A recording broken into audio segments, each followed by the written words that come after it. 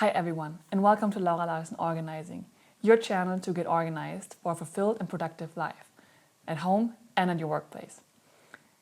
In today's episode, we are doing something totally new again. It has been a lot of weeks of doing something totally new, but that's great because last week I was invited into a podcast to join a podcast episode from the wonderful Caroline Thor. Caroline is a fellow KonMari consultant who works in southwest Germany in the area around Heidelberg. And she has, since forever, a podcast, a really beautiful podcast, Living Clutter-Free Forever. Beside this episode, I would really recommend you to just tune in. She gives you great tips about being organized as a mom, and also seasonal tips like getting ready for vacation, how to pack and be organized, how to stay organized with your toddlers. Great content. She also has a membership, and as I said, she works in the southwest area of Germany. And she invited me to her podcast, and we both talked about the topic of organizing and mental health, because there is a big connection within it, as you will see in the podcast episode. We talk about how your inner world reflects your outer world, how this also reflects more abstract areas like your calendar, relationships, digital clutter, and also how mindfulness and organization actually help you to stay mentally healthy or to become mentally healthy. So I'm super excited to share this podcast interview. You can actually see the video recording as we did this interview on Zoom. And I hope you enjoy this episode and let me know what you think. Oh, welcome to Laura. Thank you for joining us today. Hi, Caro. So nice. Thank you for having me. I can't believe that our paths have only just properly recently crossed, because we were actually in the same cohort of KonMari consultants that were training together. Exactly. And I always watched you from afar because I always tried to have the German KonMari consultants inside. So I always I knew you and I watched you, what you were doing and how you were like slowly rising and building a business. But just now we actually made to connect and chat. Yeah, and it's because KonMari have set up an amazing new platform where their consultants can interact with each other. So we've got a lot more possibilities to connect with each other wherever we are in the world, but we happen to both be in Germany. So that's really fun. I actually get someone in the same time zone at last. Exactly. You cover the Southwest and I'm here stationed in Berlin. Okay, so let's talk about that. So you're in Berlin. Tell us a little bit about you and your business and why you got started with KonMari in the first place.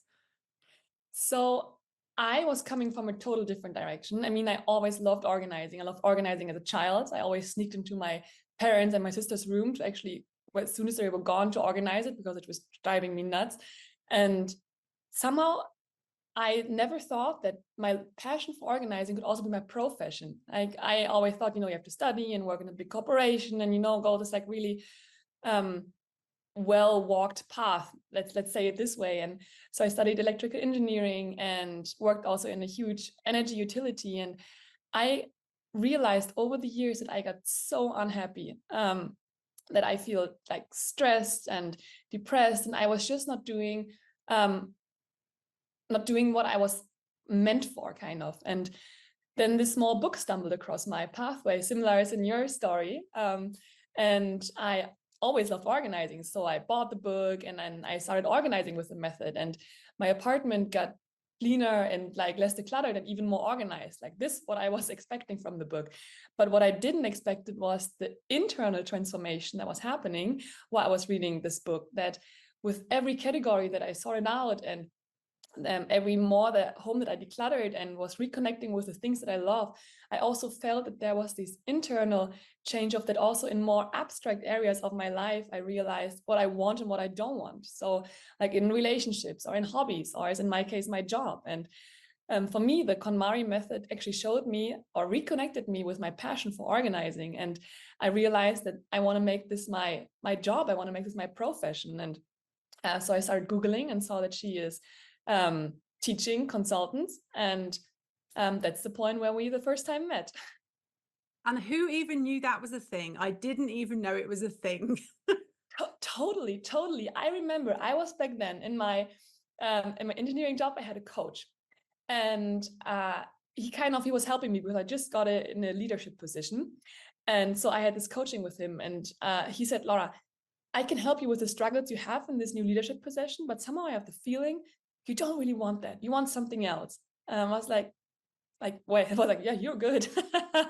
And so I was like, yeah, I don't know. I wish I would know like what my calling is, this kind of job where you don't care if it's like weekday or weekend, that you kind of are so passionate that you don't even feel like it's work. And he said like, okay, then describe me your hobbies. And then I just told him about everything that I like. And then he said, the common thing that I realized in what you're saying is like, you love organizing. And I was like, yeah, I mean, I do love organizing. That's fantastic. I could do it all day. And I was like, yeah, then make it your job. I was like, that's not a job. And then he was like, yeah, do you know someone who has it as a job? And that was the same time, as I read the book. And I was like, yeah, I mean, Marie Kondo did it her job. I was like, yeah, look her up. And so I really needed someone to push me that way, because still then I was like, I mean, I saw Marie Kondo's book and saw that she's living her dream profession, but still I was like so stuck in this, like societal ways of how to see a job and studying and living your life, that like he had to like really push me on towards this path. But for me, like that organizing as a job was so not aware of. Yeah, and it's interesting because the book is called The Life-Changing Magic of Tidying Up. And for you and I, it has done more than just our homes and our mental health and all the rest of it. It literally has been life-changing in that we now have a new profession that we love and that we both feel really passionately about. And we both feel really passionately about what we're going to talk about today. So this podcast, I gave it the title, Declutter Your Mind, How to Achieve Mental Clarity and Focus. So I've talked a lot in the past about how applying the KonMari method, really, that was the massive shift for me. This feeling of overwhelm, being clear about what it was I wanted in life, what sparked joy for me, as you say, in all aspects of your life, whether that's your job or your home or your relationships. And it just helped me feel so much calmer and less stressed and just a much more pleasant person to be around. I mean, my husband will say now I'm just so much calmer when things kick off. I just maintain a level of calm that wasn't there before. And I know it's because I feel in control of everything, and it's down to this method. So what has been your experience with that, about this sort of mental clarity and this idea of the connection between physical and mental clutter? So for me, it was mainly this, that when you start organizing your apartments and you start sorting out things, and then you do it the KonMari way, is you touch every item and you decide or feel inside your body, does it spark joy, does it make you happy? And I totally lost this feeling. Like I couldn't tell what makes me happy and what didn't. And you start with just some simple items like your sweater or your socks or your shirt or whatever, and it might, for some even, it may feel ridiculous in the beginning, like why am I touching this, But then at one point you train this muscle of knowing what you want like so much that you're actually able to transfer it to this more abstract areas. And that was the life-changing point for me, because I found through organizing the method of how to reconnect with what makes me happy. And that also caused my mental stress, my mental depression, that I was living a life which just wasn't me. Like from outside, someone could have told that, okay, like she's in a relationship and there's a family and she has a job and well paid, so like everything's fine. But inside, I just felt like, okay, this is just not me, what I'm doing here. I feel like I'm living someone else's life. I'm living someone else's expectations. And so when I learned to reconnect with this like feeling of what I really want, I finally discovered all the things that actually made me happy and slowly made them to integrate in my life. And I just felt so how much happier I got and how much more I was finding my way back to myself. And I think actually this knowing deep inside of me, which was totally covered by everything outer else, this path of what I thought I have to be and the path that I really inside of me wanted to be, and this path were just not aligning, and this just tore me apart inside and called me to be really mentally ill. And I think also we also underestimate the effect that physical clutter in our homes is having on our mental well-being. And I see this when I go to clients' homes. They don't even have to be that untidy, their homes. I was at someone's home recently and I walked through the door and it was very minimalist. There literally was virtually nothing out anywhere, super, super tidy, way more minimalist than my home. And yet she was still feeling overwhelmed because the clutter in the drawers, there wasn't a system. She was feeling like she was fighting fires the whole time, trying to keep up with it all. And she knew that when she opened the drawer and things were in there and all sort of higgledy-piggledy and it was going to take her a minute to find things, that was stressing her out. And she knew that she needed to conquer that in order for her mental clarity to become better. That certainly was my experience. It sounds like you were quite an organized person anyway. As I've always said on this podcast, I am not, and I am to this day not an organized person. I work at it, and the KonMari method has helped me create a system in my home that means that we stay organized. But I have to work at it. I'm not someone that will put something away as soon as I've used it. I have to do my 10-minute reset every evening, going around collecting everything up that I've left lying around all day, because that's just how my brain works. So it's different for everybody. But for some people, I know I have someone in my membership at the moment who is feeling so overwhelmed because she has got piles of stuff everywhere, and it is impacting her ability to even be able to do things like vacuum. And that for her is really frustrating. But knowing that next step to be able to move forward and deal with those piles, you need support for that, because it's got to a point where it's just overwhelming and too much to cope with on your own, and it affects your mental health as well. I 100% agree with you. It's this, when we before talked about this, we already called this the law of attraction, of the 7 universal laws. And this law of attraction means that your outside world reflects your inner world. And so, and again, also the circle goes in both ways. So your outside world reflects your inner world, and also then your outside world reinforces your inner world. So if you have then this clutter around, and you feel already stressed, and then everything around is cluttered, it kind of is reinforcing and even making the stress even bigger. And the interesting thing is, you mentioned it before, yes, I was organized, but I wasn't big in decluttering. This decluttering aspect of organizing, and that's why I now also with my clients, I make such sure that that you can be organized and you can still be decluttered. Because when we think of clutter, we always think clutter are like huge piles and you can't see the floor, and like you walk into the home of someone that looks like a messy. That's why also I think a lot of people don't even know that they could use like this full life-changing organizing process, because as you said, you have a client, you walk in and like the surfaces look clean, everything's fine, and they look kind of minimalistic.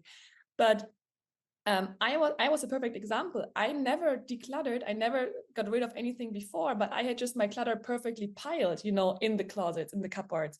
But it's still clutter, it was still things that were wearing me down, that kind of, and I think everyone knows this feeling when you walk by a cupboard and you just get this like down feeling inside your chest where you're like, oh, like this like all-purpose drawer, or like this cupboard where you just, shove things in. And even if they're not shoved in, I mean, all like, for example, board games. I never sorted any out, but they were all piled and like color coded and everything. But still, it's clutter. Even if we like really nice organized and color coded, like that's more the last touch of the organizing, to color code and everything nice, but to actually do the real work, the decluttering, like that was for me the game changer in this life-changing magic of Marie Kondo.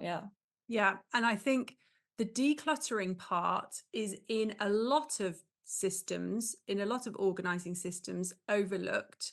I can think of one particular TV program, for example, where they will come in and organize, but they don't seem to really get rid of anything. They just reorganize everything that person already has.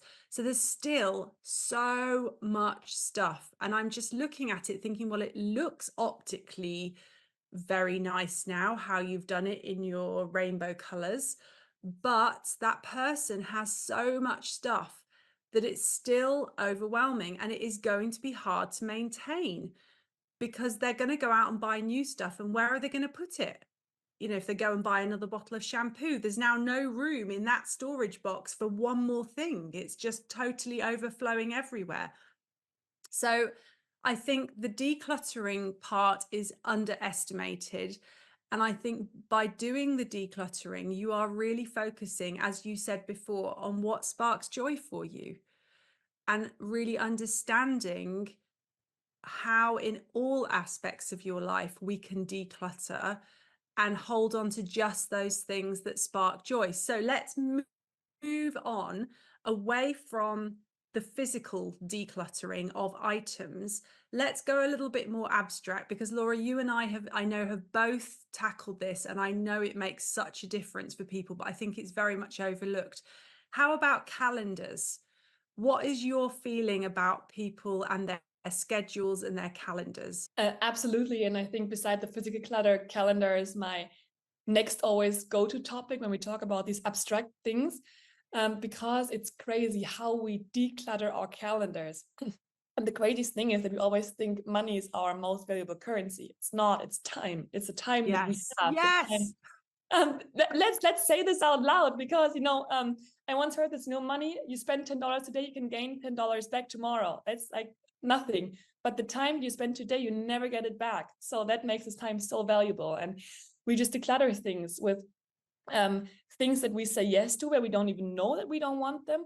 But even worse, sometimes we say yes to things where we even know, like, oh, I don't want to do that. I would prefer to stay home, or I would prefer a calm evening. But then we go still out, or we say yes to this evening meetings. And they always love this example, because in German we have this phrase Ja-Sager. I already heard that this is not a phrase in English, that you have someone, like a person who says yes all the time.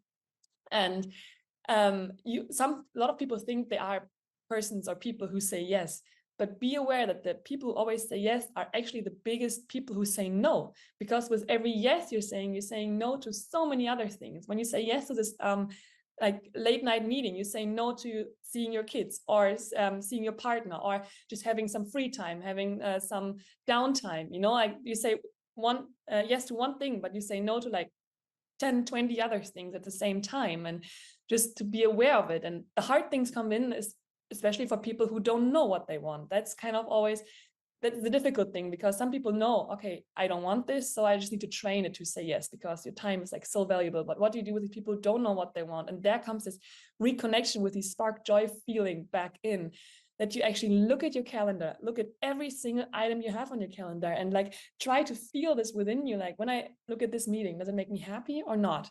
Do I actually want this or not? And like, be honest and be brutal. And this is hard in the beginning, like to say no, but it's when you just like clear out your calendar, and also not just sorting out, but also sorting things in that you actually want to do, like, time for yourself, or like a calm morning routine or whatever. Sort these kind of things in. Yeah. And I hear so often from people, I don't have time to do that. And we all have the same 24 hours in a day. And some people appear to find time to do their exercise, to be able to do their decluttering. This is one of the biggest objections to taking my online decluttering course. I don't have time to do it.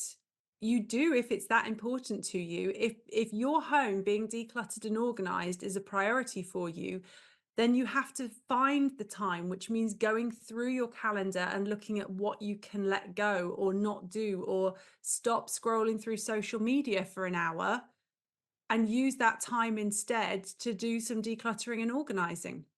So I think and I love what you said before, although it makes me really sad that people do say yes to things, but it means they're saying no to time with their family or time for themselves to do a hobby. And that is such a shame that people haven't realized that that is what they're doing. And that is always my greatest wish for my clients, that once we have decluttered the physical and we're talking about other areas, then after that, that they really start to prioritize making time for themselves, that self-care and making time for things that spark joy for you or are priorities for you is something that you build into your week or your month. It's a huge part of my online membership.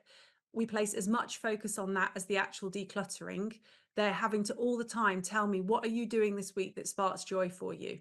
So that they're building that into their calendar, because it is so, so important. And I'm a prime example of this. I'm always saying, or I have always been saying, I want to get fit. I'm not fit enough. But finding the motivation to do it for myself was proving really, really difficult. So I decided in January, if it's such a priority for me, I need to do something different. I need to book a time, a personal trainer to come to the house and make me do it. Because otherwise, I'm not making it a priority. It can't be that important to me. And so I've been doing that since January, and I'm loving it. And it's like an hour a week Amazing. that's just for me, which is just so cool. No, exactly. Already what you were saying is that um, it's it's about sitting down just for 1 second or a couple of minutes and really think about, how do I want my ideal day to look like? You know, what elements are in it? And I love this topic so much. I dedicated a whole chapter in my book, and also I created a workshop for this, because like this ideal day is because if you make it to live your ideal day, you're already so much closer to living the ideal life that you wish for. Because you know the saying, like a day is a small life, like every day is a small life within itself, right? Mm. And um and also when you talked about the organizing, is so many people say, I don't have time for this, you know, when all my problems are solved, you know, I don't need to work anymore, my kids are out of the house and everything else is solved, then I will take the time for the organizing. And that's the big trick behind it, is that organizing actually will give you time. Yes, you have to put in some time first, and also like, or make time within your busy schedule for the organizing itself. But not just beside that your home gets more efficient and more productive because it's easier to source things away and you're less decluttered, but also you're so much more aware of your priorities and what you want in life, that you actually will kill out and declutter so many wrong, let's say wrong, or not real priorities that you have. That in the end, that's what all my clients told me in the beginning. They're like, oh, I don't know how we do this, and that's why I want to hire you, because maybe we can do this faster together, and then I can go back to my busy schedule. And during the organizing process, they all realized, I don't want this anymore. I don't even want to do this anymore. And they just had more time. And not because the home was tidy, but because they were so much more aware of how decluttered also their day was. Yeah. There is a massive mental shift that comes with doing it. And I think that moves then from an awareness about your calendar to other areas of your life, like relationships. Do you really need to spend 3 hours in an evening with that person that when you walk away, you feel so pulled down because they've just been negative the whole time you've been with them? Is that someone that you need in your life? And I did a massive declutter of relationships when I realized that. And it has done my mental health so much good not to be spending vast amounts of time with people that have a massive negative energy. I just do not need it. I have got enough going on in my life with all the added problems we have within my family. And when I go out, I want it to be a positive, bright experience where we're not going to sit and talk about problems the whole evening. I love that. And I know myself, maybe you can tell a bit more about this process, because that has been the hardest area for me, relationships. Because let's be honest, that is so hard to sort out, because that goes even beyond the memories category of the Morricone organizing process. That goes deep, you know, it's our relationships that are your, what kind of also you're made of. And so maybe you can talk a bit more how you did that, because I think that's still a big area where also I can learn from. Well, I think the first thing is to set boundaries with a person. And we've had a couple of conversations recently on the podcast where we've been talking about boundaries. And if you set boundaries with a person and say, I'd love that this evening we don't talk about this topic, or when we meet up, I find it really hard when the conversation goes in this direction, can we stay away from that? And if they're not prepared to stick with your kind boundary that you have set, then that for me is an indication that they are not someone that I necessarily need to be spending a huge amount of time with. I don't need to cut them out of my life completely, but I can reduce the amount of time I'm spending with them if the negativity or the permanent topics that I don't want to be talking about all the time can't be let go. So reducing the opportunities to meet up. I was fortunate in a way that I had COVID hit at a point where this became very apparent to me that this was a problem. And that actually created the possibility that, I didn't need to see these people, and that, or I couldn't even see these people. And then we never got back into the routine of meeting back up again. Or if it was suggested, I genuinely had other things going on and had to say, no, I'm sorry, I can't this month or whatever. And eventually it just sort of peters out. It doesn't have to be a sort of hard cut off that feels really awkward, and you've got that butterflies in your tummy feeling, I'm going to have to tell them I don't want to see them anymore. Because it's like, if you've been spending a lot of time with someone as a friend, it's like a relationship breaking. I mean, it's it is a relationship breaking up. And that is hard because there are aspects of that person that you really appreciate and like. But the negative energy is something that I find really difficult these days with people. I don't want it in my life. I've realized it doesn't make me feel good. And so that was sort of my way of reducing the contact that I had with people that were like that. I love this. Thank you also. Because when you sort out your shirt, you touch your shirt, you feel like you don't like it, you sort it out.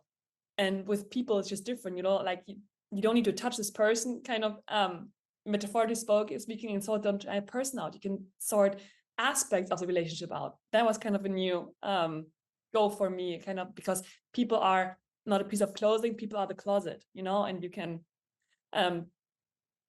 see if there are things you can sort out, or even say, okay, it's not, and then set your boundaries. Yeah, I love that. Yeah. Or have these people as people you meet in certain situations where it's not going to turn into a 4-hour conversation that is just full of negativity. Perhaps you're going to see them at a get together where there's other people there, or you arrange to meet up with them, but for a time that you're going to have to say, I can meet you, but I have to leave by this time because I need to be there. You can sort of construct it so that the time is kept relatively short, and therefore it's good for you and it's good for them. You still have that contact with them, but it doesn't need to be in a way that is detrimental to your mental health. Definitely, also because this is leading back to your calendar, like the topic, or like how much you, and also maybe it's your absolute favorite person, but 3 hours is just too much for you, because you think like, okay, it's or too much for me, because 3 hours is a lot of time, a lot of talking, and maybe 2 hours enough, like to also then watch that again. Yeah. Love it. Yeah. Yeah, definitely. And I think it's like quality over quantity when it comes to relationships. And that's the same as with our physical belongings. It's the quality of what we have in our lives and not the quantity of it that's important. And that's how much is on our calendar, whether that's our relationships, whether it's how much time we're spending on social media, whether it's what we're eating. It permeates into everything. And it comes back to what you were saying before about knowing what you want for your ideal lifestyle. Because starting off by visualizing that is going to mean that you are very clear about what you want to be doing in your day. So tell me a little bit. It's a good segue here. Tell me about your book. So you dropped in there before in my book. So tell us about your book. What's it called and what's it about? So I wrote a book this year, and it's 17 chapters, and I wrote the book in 17 days, because it was just, I don't know, it was just coming through me. I think it was inside of me way too long, and it was just bursting out. It's called, I have it in English and in German written. It's called How Organizing Your Outer World Brings You Inner Clarity and Fulfillment. Because that is what, for me, drives the heart of the organizing. That it's nice that you tidy up your apartment and everything's more efficient and clear and everything, but it's this internal transformation. And So this book is not an organizing guide. I think there are enough out there, and also get the book from Marie Kondo. I think this is all that's all from the organizing tips that you need. This book starts before that for all those people out there who are saying right now, I don't have time for this, or I don't see the benefits, or I don't want to be a minimalist, or who all have this kind of things where they think like I don't need this, or I'm happy in the way I am. And it kind of starts before and shows you what you can gain on the outside and inside world when you start the organizing. Because that was so important for me to kind of get it out. And also I share my story in here in way more detail, how I started as a kid, how I totally lost myself, and how I found myself back again through the organizing, and kind of, yeah. Cool. And I originally had not planned for this episode to be a guest episode. The title was already written. I'd already got the podcast outline. And then you and I connected last week through the new KonMari platform. And we ended up having an online chat, and you told me about your book. And I was like, oh my goodness, this just fits totally with what I'm going to be talking about. Come on, come and be a guest. I would love to have a chat with you about it. So it's perfect timing. The stars aligned, which I love when things like that happen. So, and you said you've got a workshop as well. Yes.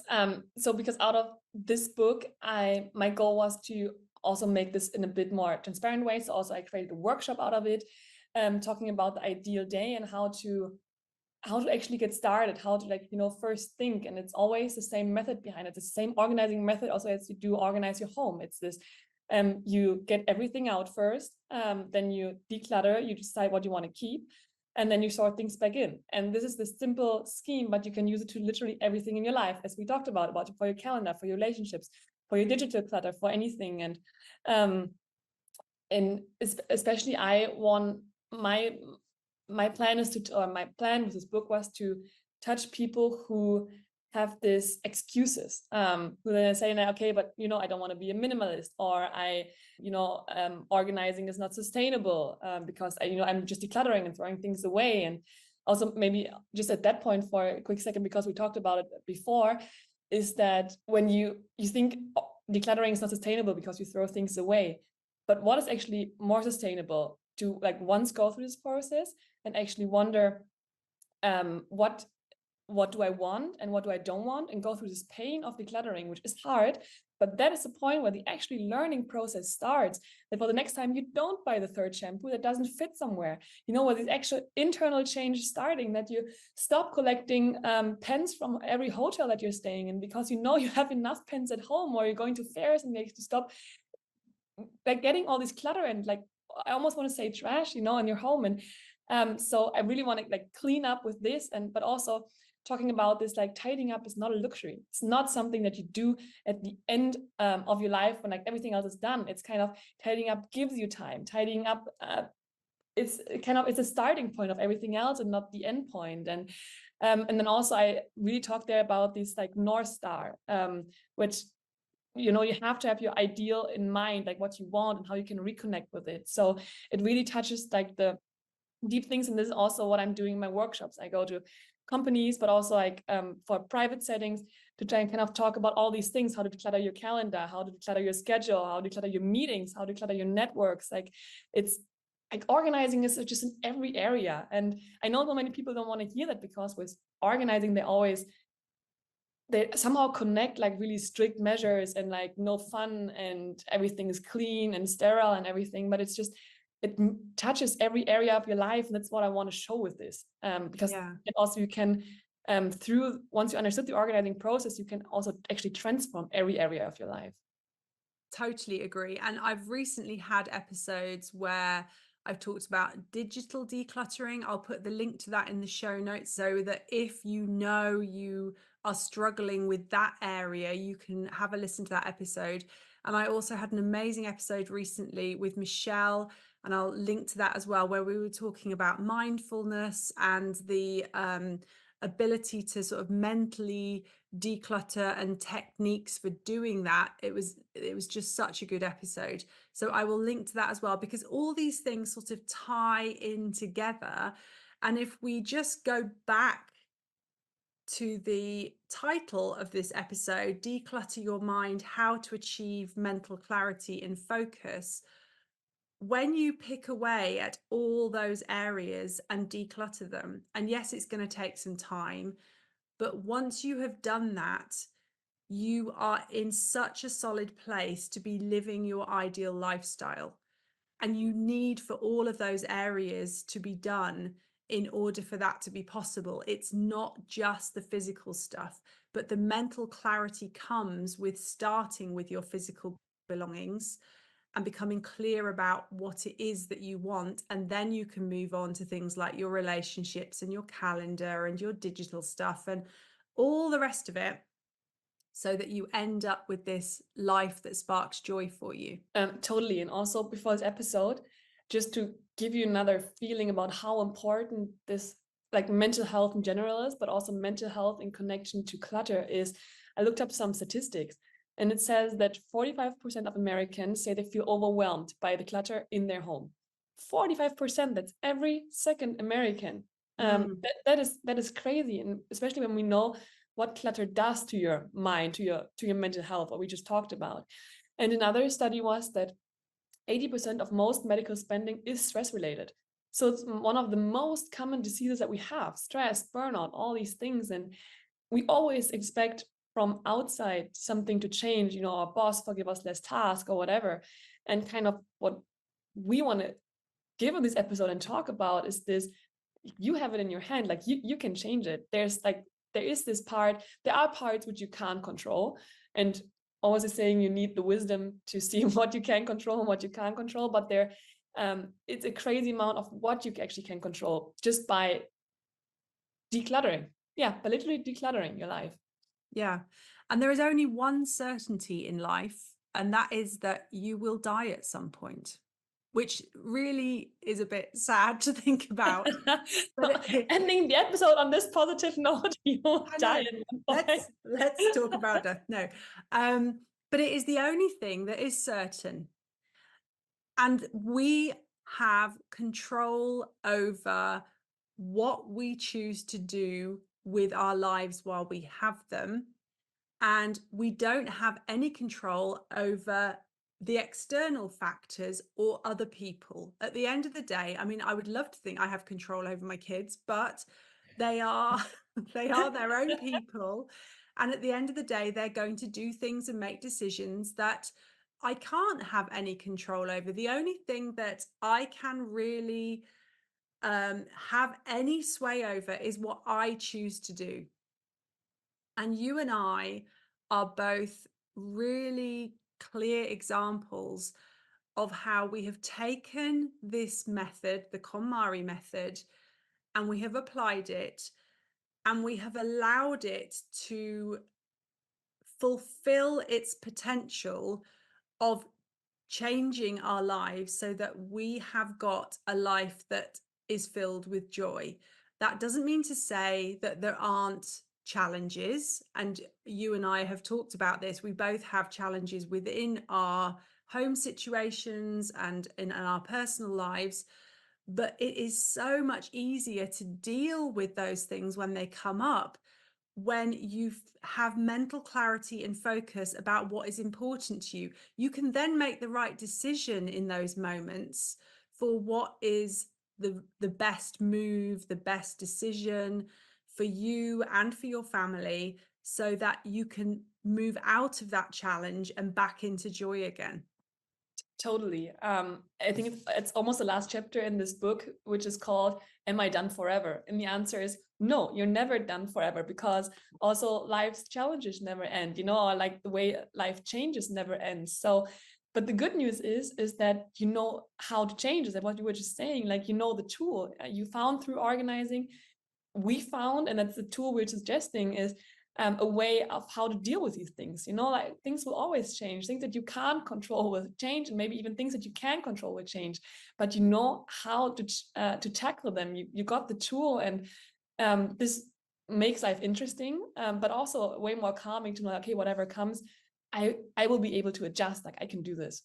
Absolutely. And I think that is a great point to end on. It's been such an amazing conversation. Thank you so much for joining I me have today. thank you, Caroline. Where can people find your book?